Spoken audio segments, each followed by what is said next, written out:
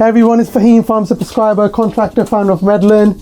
In this video, I'm telling you exactly how you get HEE funding if you're looking to become a independent prescriber.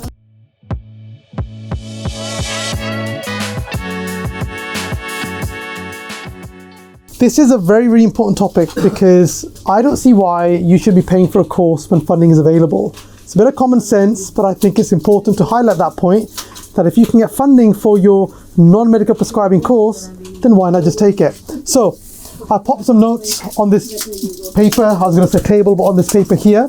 And essentially what we know that in February 2023, HEE announced that there's going to be funding. 3,000 places are going to be funded for pharmacists who want to gain their prescribing qualification. So that's 3,000 places.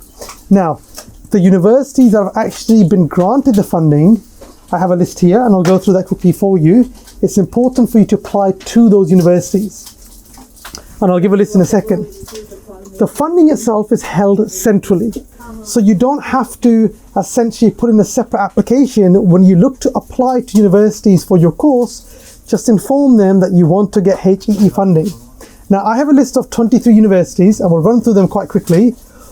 All of them managed to secure the grant for funding, but they all don't have 3,000 places. Each one of them has a set number of places, so they can accept a set number of students for you to gain your prescribing qualification. So keep that in mind. So let me show you the list, or let me go through the list. We've got Salford, we've got Aston. Again, important for you to remember that these places are limited. So there's Salford, there's Aston. We've got Birmingham, so anybody who's looking to gain their qualification somewhere up north, Aston is a good one, Birmingham is a good one. We've also got Hertfordshire, again a good university, De Montfort, again another one.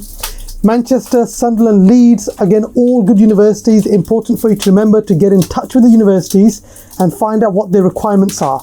The reason I say that because every university will slightly differently assess you. Some universities require more OSCEs, an e-portfolio, examination, case-based discussions, so you need to be having that conversation with them.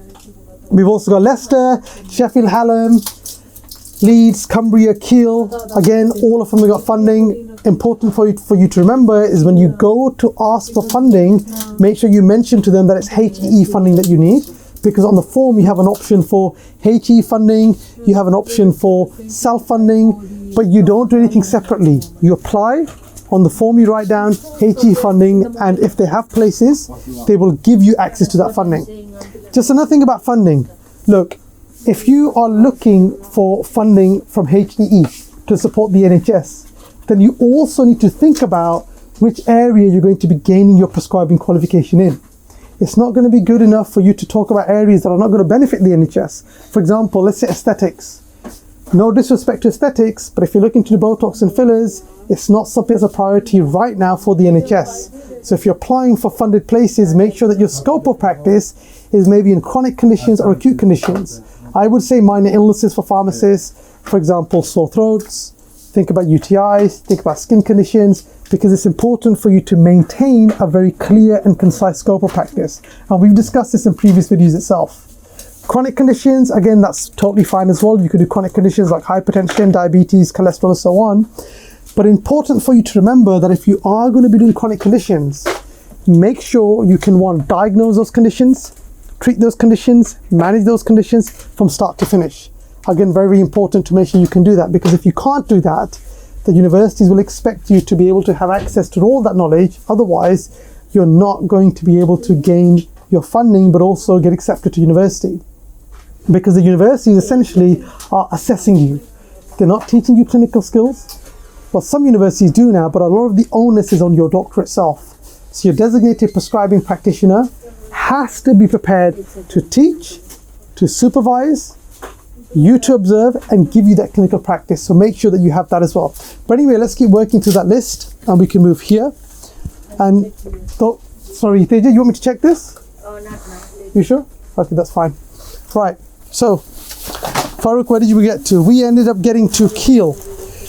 We've got Bolton, we've got Coventry, we've got Medway as well. And we also have, let's have a look, we have Portsmouth, Reading, Chester, Central Lancashire, Huddersfield, UWE, and University of East Anglia.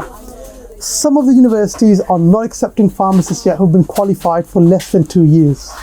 So you have to get in touch with the university and ask them that, are you going to accept a pharmacist who's been qualified for less than 2 years? It's important for you to remember, because I know a lot of you students get in touch. Hey Faheem, the GPAC guidelines have changed. We don't have to be qualified for more than 2 years now. I've been qualified for less than 2 years. Can I gain a place for my prescribing qualification? Yes, but it depends on the universities. Actually, Farouk, I have a list that I'm updating that I can tell you now. This is the list of the universities, and I'm just going to give that to you now. Give me a second. Let's have a look. Right, this is the list of universities that are accepting pharmacists who've been qualified for less than 2 years at the moment. Birmingham, De Montfort, Sunderland, UWE, Bolton, Hertfordshire, Huddersfield and Aston. So there's a list there that can help you guys if you are looking to become a prescriber and you've been qualified for less than 2 years. Now, how do you get access to funding? Number one, you have to meet the criteria. That criteria is having a designated prescribing practitioner. For all of you who are struggling to find a DMP, get in touch with us at Medland. We can organize it from start to finish. The doctors, the clinical training, the 90-hour supervision, support with university, and so on. That's the first thing. Number two, you also have to have an appropriate place to gain the relevant experience. So that's important as well. So you need to make sure that where you're practicing, you're going to have access to patients. You're going to have access to the right learning environment. Another thing that's important for you to remember is when you apply to the universities, it's important for you to explain to them that you are looking for HEE funding. Important to say that. So let's go through the criteria. And my paper has just disappeared. It's right there. Let's get that paper. Let's have a look what we have. So, number one, I've explained to you about DMP. Appropriate practicing, supervising area, eligibility for the course. So you have to be GPAC registered, relevant experience, referencing, scope of practice. We've discussed this before. And the commitment to use your skills. Why I'd recommend that you should become a prescriber, number one, because you don't have a choice. I'm just putting it very bluntly for you. Because by 2024, every pharmacist that qualifies is going to be a prescriber. And when I mean you don't have a choice, I mean, if you want to stay in the pharmacy industry, you want to be relevant, you want to unlock your potential and make a difference, then you want to be developing yourself. Because after 2024, all the pharmacists who qualify will be prescribers. So there's a bit of pressure on you there. Another thing is the limited spaces. HE is only funding 3,000 places. That's it. The spaces are limited as well. Let me quickly check this. We know that Zushama loves to interrupt the videos, and obviously she's doing it again, which is fine. There's no issues with that.